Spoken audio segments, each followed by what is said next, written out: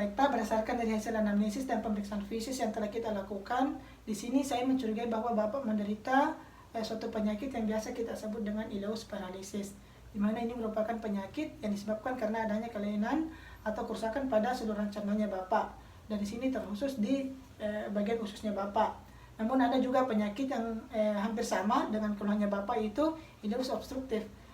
Penyebabnya sama karena adanya kelainan pada seluruh cerna, namun ini lebih fokus dihususkan karena adanya penyumbatan di ususnya Bapak.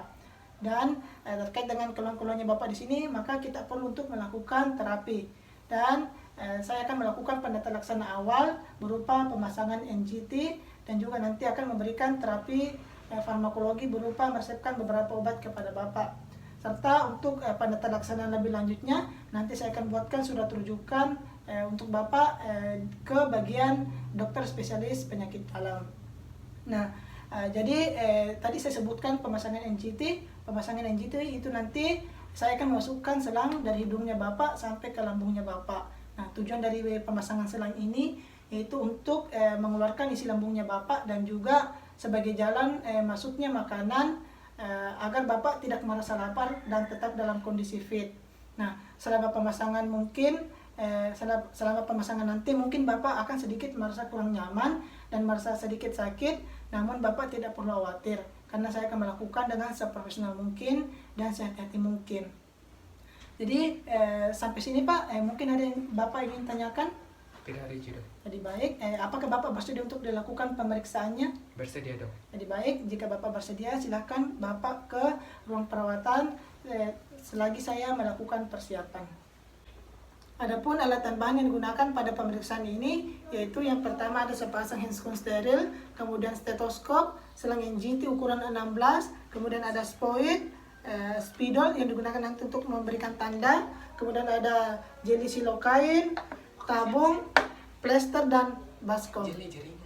Baik, setelah melakukan cuci tangan rutin dan memakai handscone, selanjutnya kita mulai melakukan pemasangan NGT, di mana pertama kita mengatur posisi pasien senyaman mungkin.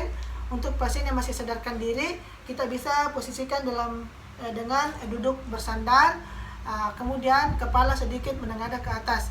Dan untuk pasien yang tidak sadarkan diri, kita bisa memposisikan dalam keadaan berbaring. Kemudian setelah itu kita melakukan pengukuran NGT, di mana dimulai dari hidung ke telinga, tabediba, kemudian dari telinga ke prosesus hipoideus untuk menentukan batas dimasukkannya NGT. Setelah itu kita berikan tanda pada batas yang telah kita tentukan. Setelah itu kita lakukan lubrikasi pada NGT menggunakan jeli sitokain.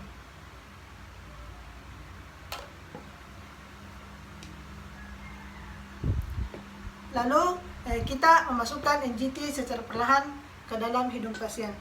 Dari tabedipa,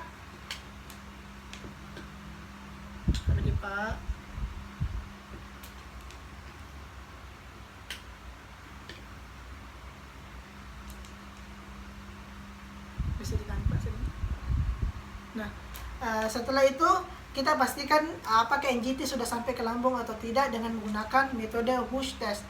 Nah, di mana di sini dengan cara kita menggunakan stetoskop, kita menempatkan pada epigastrium kiri, kemudian juga di sini kita mendengarkan sambil kita masukkan nantinya tiupkan udara ke dalam NGT sambil kita dengarkan menggunakan stetoskop apakah terdengar suara wush.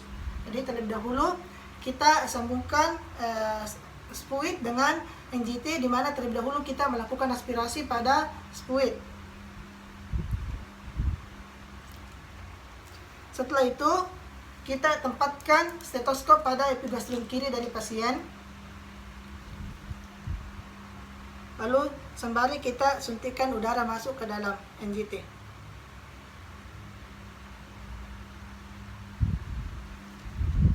Nah, apabila pada saat kita melakukan penyuntikan udara masuk ke dalam NGT dan terdengar suara wush, maka itu menandakan bahwa NGT sudah sampai ke dalam lambung pasien. Dan apabila belum terdengar suara, maka kita ulangi metodenya sampai terdengar suara wush pada stetoskop. Kemudian setelah itu kita fiksasi NGT pada hidung pasien. Jadi Pak.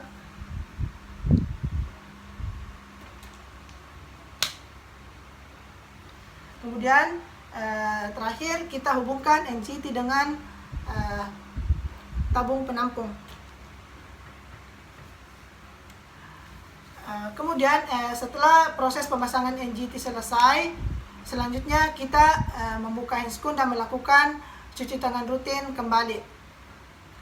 Jadi baik Pak, proses pemasangan NGT-nya sudah selesai. Jadi selanjutnya saya akan menuliskan beberapa obat-obatan untuk Bapak, dan juga akan menuliskan melakukan rujuk kepada Bapak ke dokter spesialis untuk penanganan lebih lanjut.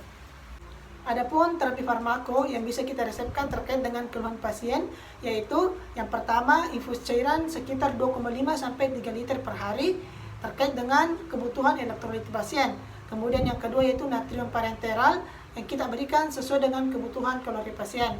Kemudian yang ketiga, bisa kita resepkan atau berikan metoclopramid, alsapride, clonidine ataupun erythromycin.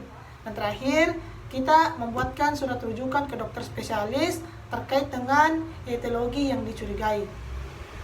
Lebih dan kurangnya mohon dimaafkan. Wassalamualaikum warahmatullahi wabarakatuh.